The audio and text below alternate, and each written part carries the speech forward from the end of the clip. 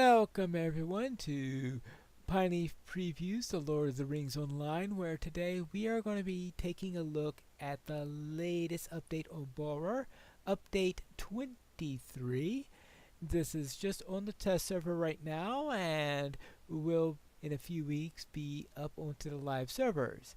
So let's have a look at what's in store for us for Update 23. And we'll begin this on the character selection screen. Here we have 6 characters per page as opposed to 5, which is what we currently have on live. And also we have this little triangle up here which allows us to sort the characters in one of 5 different ways. We could select it in alphabetical order, starting from lowest up to highest. We can also go into alphabetical Z to A if you prefer. And it looks like everything on this server right now starts with a P because it's at the beginning and at the end. And then you could go by level. So I can have my highest level character on top and then head downwards. Or I could start out with the lowest level character.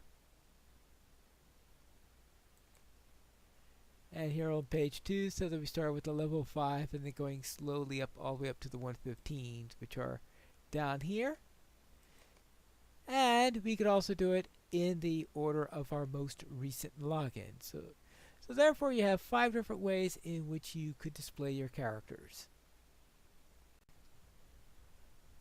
The next update relates to the avatars. We finally have an updated avatar for the Hobbits.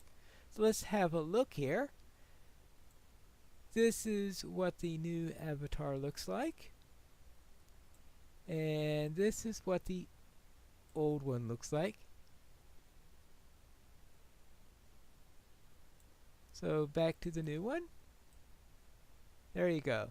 So this is our new Hobbit avatar. Now though, let us head inside into the game, and we are going to begin by trying out our burglar because I want to show you a little something in the music system. Here I am in the 21st Hall, where I've just spoken with Boy here, the bard of the 21st Hall, and he has sold me a bassoon. I am slotting it in my range slot, so therefore I've got a bassoon now on my back. I am a burglar after all, so I don't have to worry about carrying any important weapons there. I suppose if worst comes to worst, I could bang him on the head with a bassoon and use it as a club, though I presume that'll ruin a perfectly good musical instrument. I guess we'll find out in a moment. Now, if I hit music, I will now be in a position to start playing. So let's see how it sounds.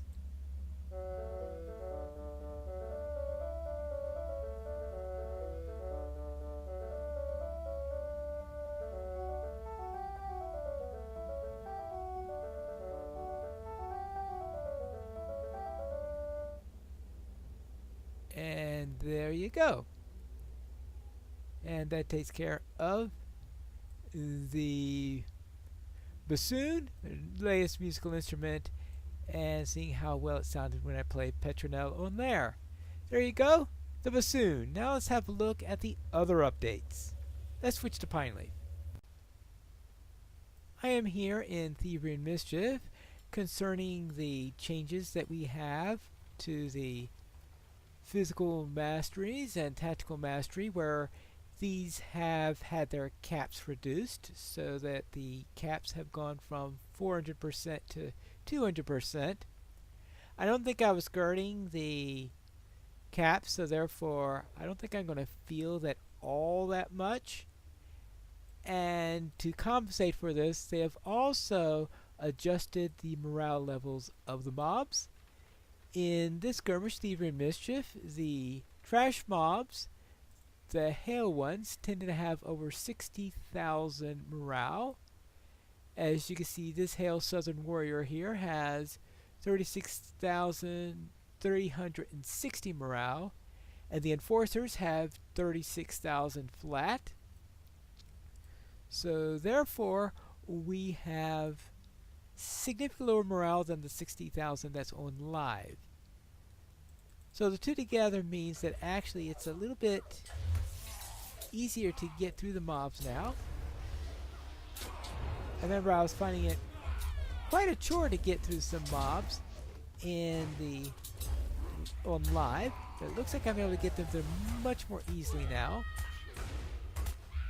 Now, of course, you got to remember is that all the stuff that they've changed so far is subject to change, and these numbers may be different when we actually go onto the live servers. And there you go. There's an enforcer there, 36,000.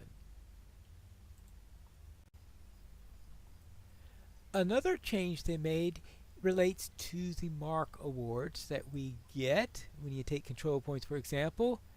Over here, when I took this control point, I received 11 marks, while on live, I would have received more than twice that. After some investigation, I determined that the cap had changed for what is the maximum level in which you continue to increase marks.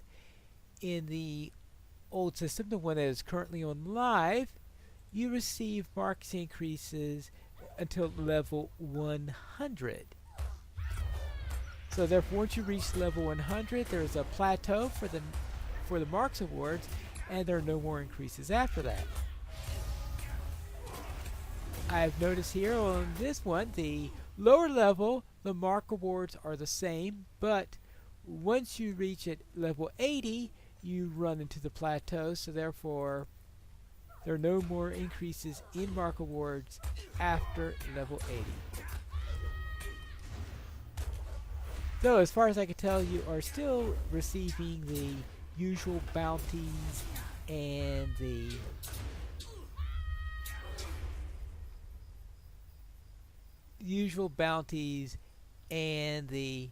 relics that you currently get on live.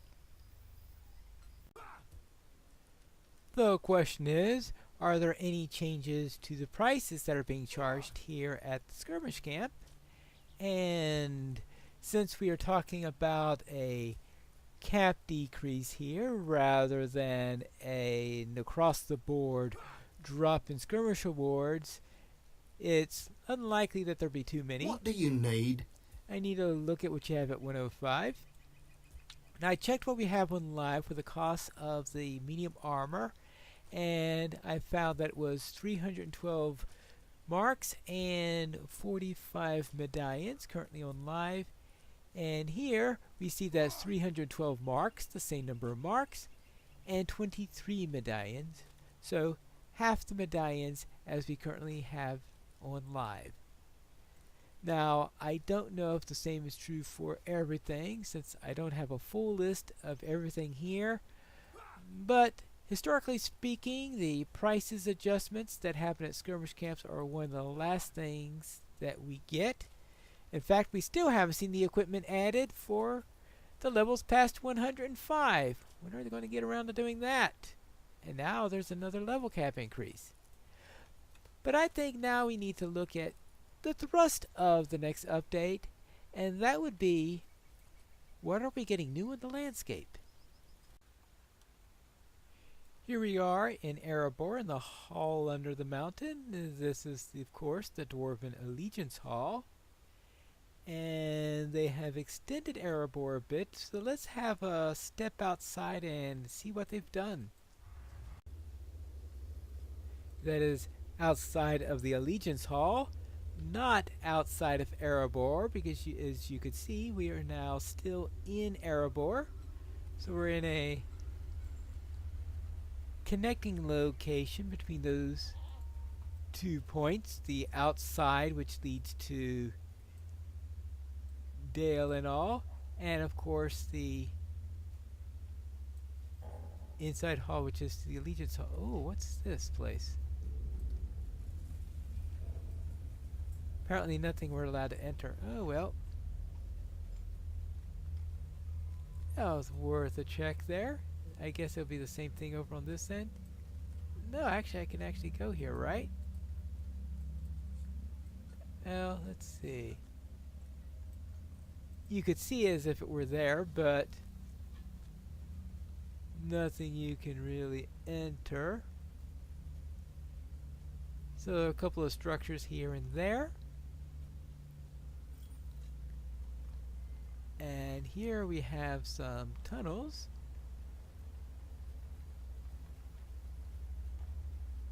And this is where they'll be doing some mining. Perhaps there will be a little bit questing here also, who knows. The new lodes of Northrok. So therefore, can you read?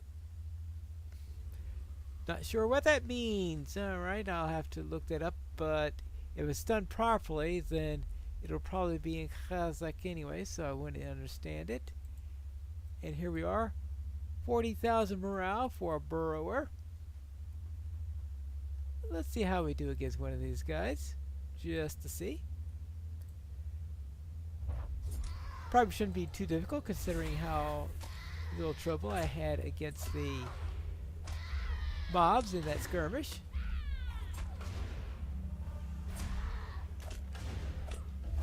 And yes, I can easily handle a cave claw.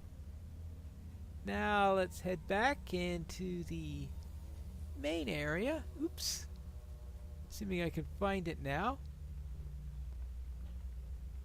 Of course, I could instead wind up into a bunch of dead ends,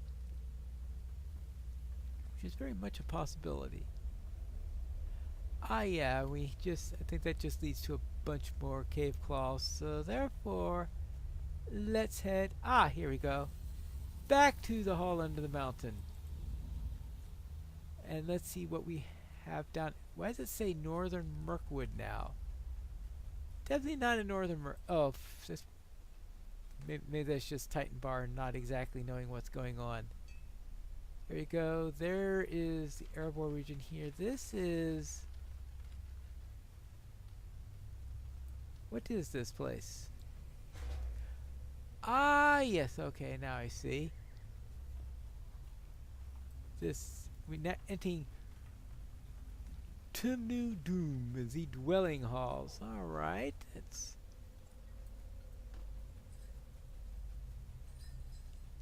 that's good to see. Here is our vault keeper. Now we have a vault keeper, some auctioneers.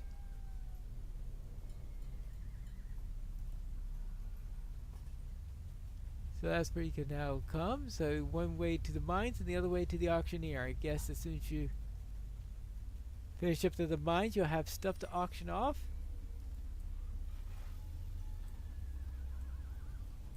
And here, of course, our friendly neighborhood task bulletin board with a milestone.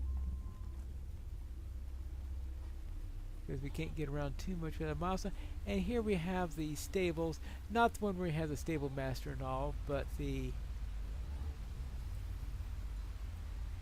stables, the one that's there for added color. And this looks like a crafting area with some various crystals and all that fun stuff, or at least I presume that's a crafting area where we have all those crafting tables.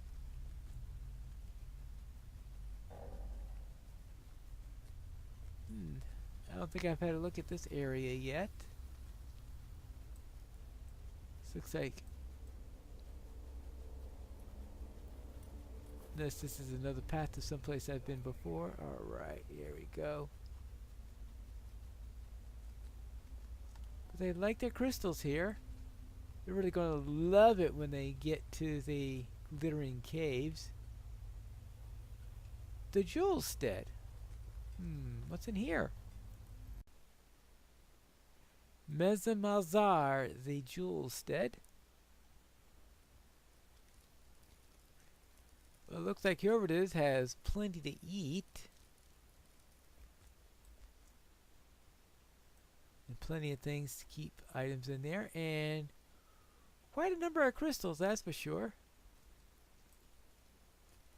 I would presume that he'll have some sort of quest or something like that.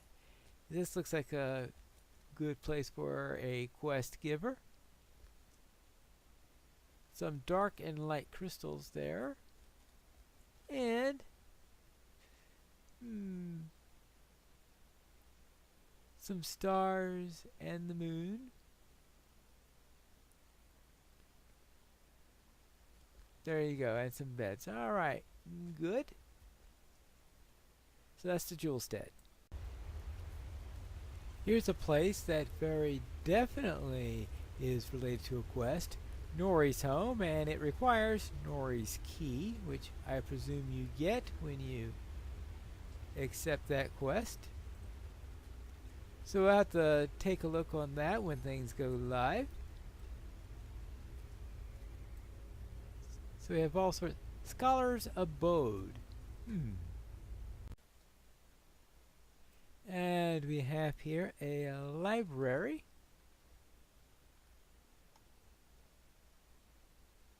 And quite a tablet. Quite an impressive sized tablet there. And we have books, both codices and scrolls here. So quite an impressive array that we've got. So a nice place for the scholars to perform their works. Now, how do I get out of here? Opposite the gem cutter's court, we have the theater. Good firm stone beneath my feet. Alright, good. And here is our theater. That's quite impressive. And the statues are holding up the ceiling. I guess that's dwarven artwork there. Let's head up to the mezzanine up here. Here we go.